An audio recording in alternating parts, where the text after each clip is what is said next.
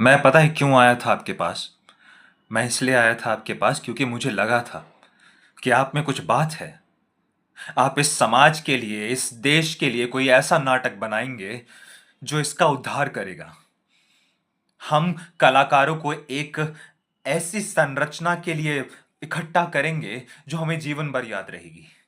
यार ऐसा नहीं है आपने वो नहीं किया, लेकिन वो संरचना होने के बाद ही आपने एक धोखा दिया। मैं आपके साथ और काम करना चाहता था, मैं आपके साथ आगे बढ़ना चाहता था। मुझे लगा कि आप में कुछ बात है, आप और कलाकारों जैसे नहीं हो।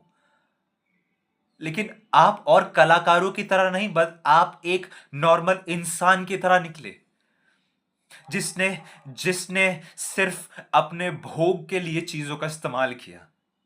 मुझे लगा हम जगह जगह जाके नाटक करेंगे, जगह जगह जाके शोज करेंगे। मुंबई जाएंगे, लखनऊ जाएंगे, पंजाब जाएंगे, केरला जाएंगे, कश्मीर जाएंगे, हम नाटक करेंगे। लेकिन लेकिन आपके मुद्दे, आपका स्वार्थ, सबने सब कुछ बर्बाद कर दिया। आपकी पैसे कमाने की जिद। मुझे लगा मुझे एक बेहतरीन निर्देशक मिला है इन 10 सालों के बाद,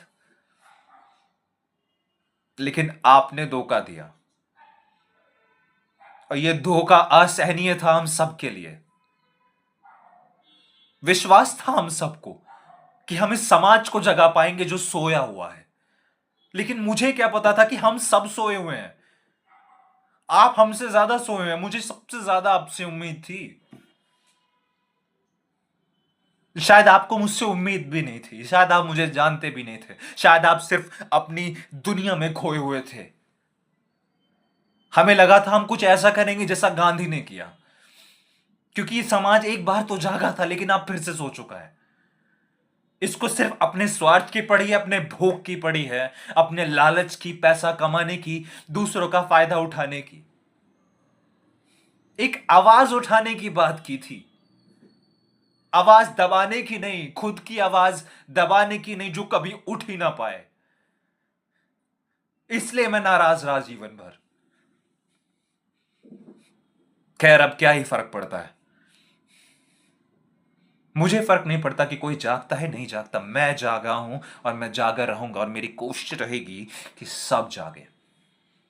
किसी एक को भी मैं जगा पाया ना, तो पूरी दुनिया में परिवर्तन कर सकता है। गांधी अकेले थे, अकेले जागे और उन्होंने सबको जगाया। इतना ही काफी है।